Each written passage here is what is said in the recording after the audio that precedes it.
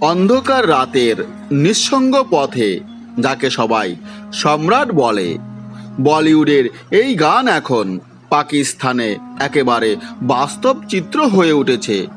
সন্ত্রাসবাদকে আশ্রয় দেওয়া এবং সন্ত্রাসীদের লালন পালন করা পাকিস্তান এখন ভয়ঙ্কর সমস্যায় পড়েছে।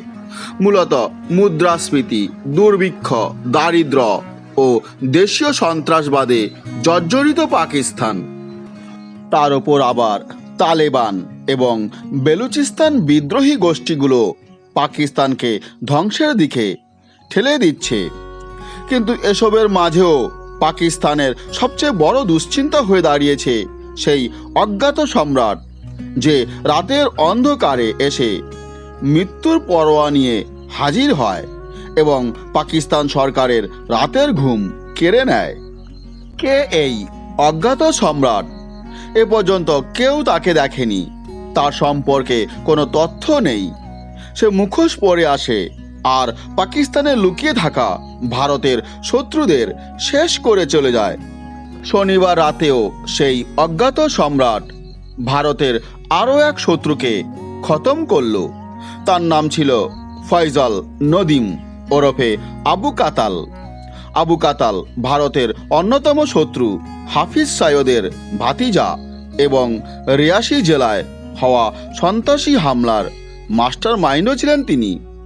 তাকে এনআইএ মোস্ট ওয়ান্টেডের তালিকায় রাখা হয়েছিল। প্রতিবারের মতোই এবারও মুখোশধারী অজ্ঞাত বন্দুকধারীরা শনিবার রাত 8টার দিকে ঝেলাম জেলায় তাকে গুলি করে হত্যা করে।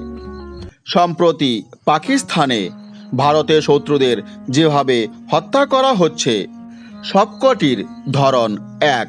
রাতের অন্ধকারে মুখোশধারী আততায়ীরা আসে, টার্গেটকে গুলি করে হত্যা করে এবং বাতাসের মতো উধাও হয়ে যায়। তাদের টার্গেট সব সময় সেই ব্যক্তিরা যারা ভারতের মোস্ট ওয়ান্টেড লিস্টে নাম রয়েছে।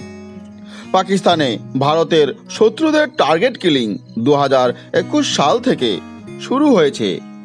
সে সময় প্রথম সন্ত্রাসী হাফিজ সাইয়দের ওপর হামলা হয়েছিল। যদিও সে বেঁচে যায়, তবে অনেকে মনে করেন তখন থেকেই এই অজ্ঞাত বন্দুকধারীদের কার্যক্রম শুরু হয়। এরপর থেকে থেকে একের পর এক ভারতের শত্রুদের নিশানা বানানো হচ্ছে। এখনো পর্যন্ত যাদের খতম করা হয়েছে তারা হলেন লস্করি তৈবার সন্ত্রাসী ফয়জল নদীম ওরফে আবু কাতাল, লস্করি তৈবার রাজনৈতিক শাখার প্রধান মৌলানা কাশিফ আলী, আইএসআইয়ের undercover agent Mufti Shah Mir, জৈশ-ই মোহাম্মদের নেতা মাসুদ আজাহারের ঘনিষ্ঠ রহিম উল্লাহ তারিক, লস্কর সন্ত্রাসী আকরাম গাজী, খুয়াজা শাহিদ, জিয়াউর রহমান, হিজবুল মুজাহিদ্দিনের সন্ত্রাসী বশির আহমেদ পীর, জৈশ-ই মোহাম্মদের সন্ত্রাসী জহুর ইব্রাহিম, আইএসপিআরের কর্মকর্তা মেজর দানিয়াল। তবে পাকিস্তান এই হত্যাগুলোর বিষয়ে বরাবরই নীরব। পাকিস্তান এখন মরিয়া হয়ে খুঁজছে কারা এই অজ্ঞাত বন্দুকধারী, আর কেই বা তাদের পাঠাচ্ছে এবং কেনই বা তারা শুধুমাত্র ভারতের মোস্ট ওয়ান্টেডের তালিকায় থাকা সন্ত্রাসীদের খতম করছে।